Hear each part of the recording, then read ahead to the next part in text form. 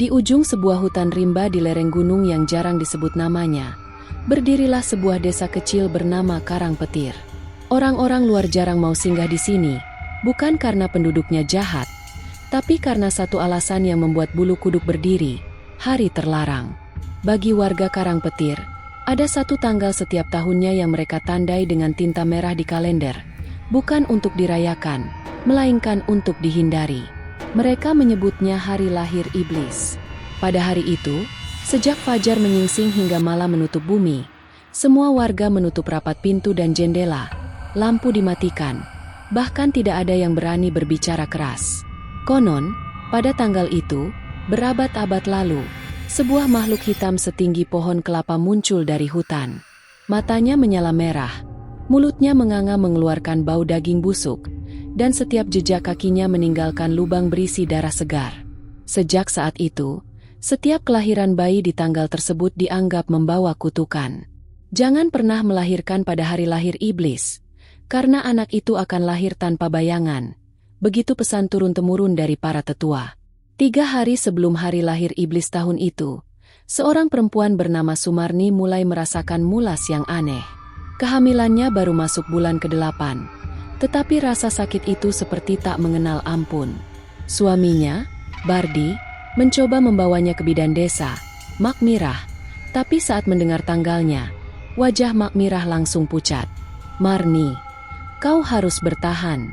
Jangan sampai melahirkan di tanggal itu. Jangan." Suara Mak Mirah bergetar. Matanya menatap ke arah hutan yang tampak pekat meski siang hari. Sumarni hanya bisa menangis. Rasa sakit itu datang setiap malam, makin parah setiap menjelang tengah malam. Anehnya, setiap kali bulan mulai muncul, anjing-anjing di desa menyalak bersahutan menghadap ke rumah mereka. 2 hari sebelum tanggal terkutuk, kejadian-kejadian ganjil mulai menimpa. Seekor ayam jantan yang selalu berkokok setiap subuh ditemukan mati tergantung di pohon jambu tanpa ada yang menyentuhnya.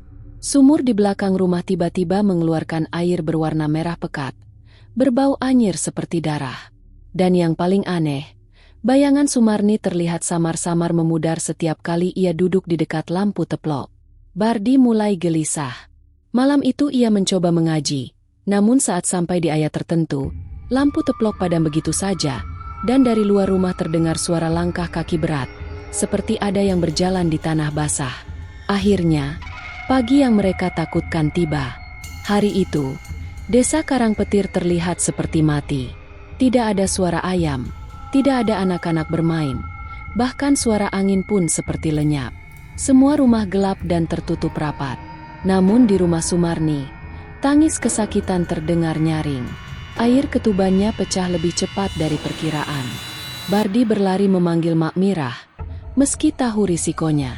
Saat bidan itu datang, wajahnya seperti kehilangan darah. "Astagfirullah, kenapa harus hari ini?" gumamnya lirih. Kilatan petir menyambar meski langit tanpa awan. Udara menjadi dingin menusuk. Dan saat detik itu juga, Sumarni mulai mengejan. Teriakan bayi akhirnya terdengar, nyaring memecah keheningan desa. Tapi Mak Mirah tiba-tiba terdiam, matanya membelalak. Di bawah cahaya lampu teplok, bayi itu tampak normal. Kecuali satu hal yang membuat darah siapapun akan membeku, tidak ada bayangan yang memantul di lantai. Di luar, suara gonggongan anjing berhenti, digantikan oleh suara lirih seperti seseorang tertawa, namun berasal dari segala arah. Ai itu dibungkus kain putih. Matanya hitam pekat tanpa sedikit pun bercahaya. Sumarni memeluknya erat, berusaha menenangkan tangisnya yang melengking panjang. Tapi Mak Mirah berdiri terpaku. Kedua tangannya bergetar. "Bardi, lihat lantai itu," bisiknya pelan. Bardi menunduk. Lampu teplok yang tergantung di atas kepala mereka memantulkan bayangan tubuh Bardi, Sumarni, bahkan kursi kayu di pojok ruangan. Tapi, bayi itu sama sekali tidak meninggalkan bayangan. Meski desa tertutup rapat, kabar kelahiran aneh itu merayap dari mulut ke mulut. Orang-orang membicarakannya dengan nada takut. Itu tandanya iblis sudah masuk ke desa lagi. Anak itu akan membawa petaka. Kita harus membuangnya sebelum semuanya terlambat. Bahkan tanpa melihat langsung, Warga sudah yakin kelahiran ini akan menjadi awal musibah. Malam pertama setelah kelahiran, hal-hal ganjil mulai terjadi. Bayi itu tidak pernah terlelap lama. Matanya selalu terbuka lebar, menatap kosong ke langit-langit, seolah melihat sesuatu yang tak terlihat orang lain. Setiap ia menangis, api lampu teplok bergoyang kencang, meski tidak ada angin. Ayunan kayu di pojok rumah berderit sendiri, bahkan ketika bayi tidak ada di sana. Bardi mencoba mengumandangkan adzan di telinga anaknya. Tapi begitu lafaz pertama keluar, bayi itu mendadak diam, lalu tersenyum tipis. Senyum yang membuat bulu kuduk Bardi berdiri. Malam ketiga, seorang tokoh agama yang disegani, Kiai Mamun, datang diam-diam. Ia membawa sebuah tas kain berisi kitab dan botol kecil berisi air yang sudah ia doakan. Begitu melihat bayi itu, wajah Kiai Mamun langsung berubah tegang. "Sumarni, Bardi, aku sudah membaca tanda-tanda ini di kitab lama. Anak ini bukan sekadar lahir tanpa bayangan. Ada sesuatu yang bersemayam di dalamnya." Sumarni terisak, memohon agar anaknya diselamatkan. Namun Kiai Mamun justru berkata pelan, "Menyelamatkan, belum tentu bisa." Tapi menahan Kiai Mamun membuka kitab lusuhnya, menunjukkan gambar simbol kuno berbentuk lingkaran dengan guratan seperti cakar. Sumarni terkejut, karena simbol itu sama persis dengan tanda lahir di punggung anaknya. "Ini adalah tanda perjanjian," kata Kiai Mamun. Suaranya bergetar. "Tanda ini hanya muncul pada anak yang lahir di hari lahir iblis. Jika tidak segera ditangani, ketika ia berumur 7 tahun, sesuatu akan keluar dari dalam dirinya. Dan saat itu, tak ada yang bisa menghentikannya." Saat Kiai Mamun menutup kitabnya, tiba-tiba terdengar suara ketukan di pintu. Pelan, tapi ritmenya teratur. Tok, tok, tok. Bardi berjalan mendekat, mengira itu warga yang datang. Tapi sebelum ia membuka pintu, Kiai Mamun menahannya. "Jangan buka, bukan manusia yang mengetuk." Ketukan itu berhenti. Tapi dari celah pintu, Bardi melihat bayangan kaki, hanya kaki, tanpa tubuh, berdiri menghadap rumah mereka. Ketukan di pintu itu berhenti, meninggalkan keheningan yang terasa menekan dada. Tapi anehnya, udara di dalam rumah mendadak menjadi dingin. Napas mereka keluar seperti asap meski tidak sedang musim hujan. Bardi berusaha menutup celah pintu dengan kain, tapi ia masih bisa melihatnya. Sepasang kaki hitam, kurus, penuh retakan seperti arang terbakar, berdiri diam menghadap rumah. Tidak ada tubuh di atasnya, hanya kaki. Dan dari retakan-retakan itu mengalir cairan merah pekat. "Kiai, apa itu?" bisik Bardi. Kiai Mamun menatap tajam ke arah pintu. "Itu utusan. Dia datang untuk menjemput anak ini." Tiba-tiba, dari celah pintu yang kecil, terdengar suara berat namun serak, seolah berasal dari kedalaman tanah. "Serahkan anak itu, malam ini juga, atau desa ini akan menjadi kuburan." Sumarni memeluk bayinya erat. Tubuhnya bergetar. Bayi itu tak menangis, malah tersenyum, seolah mengenali suara itu. Kiai Mamun meraih botol air yang ia bawa, lalu memercikannya ke pintu sambil membaca doa. Begitu air itu menyentuh celah pintu, terdengar jeritan melengking dari luar, diikuti bau daging terbakar yang menyengat. Sepasang kaki itu lenyap begitu saja. Gar ia tidak membinasakan, itu yang harus kita usahakan. Mereka mengira semua sudah berakhir malam itu. Namun, saat tengah malam, atap rumah Sumarni mulai digedor dari luar. Suaranya seperti kuku-kuku panjang yang menggores genteng. Bardi berlari keluar lewat pintu belakang bersama Kiai Mamun untuk melihatnya.